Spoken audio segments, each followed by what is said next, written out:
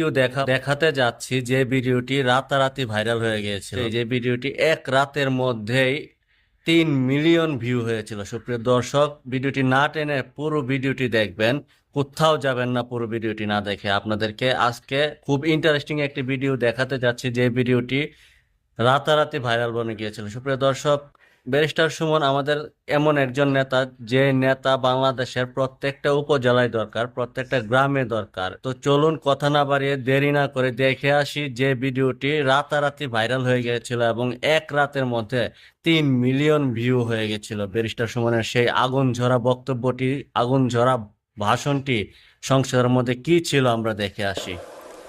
শুরু করিতেছি মহান আল্লাহর নামে, যিনি পরম করুণাময় এবং অত্যন্ত দয়ালু।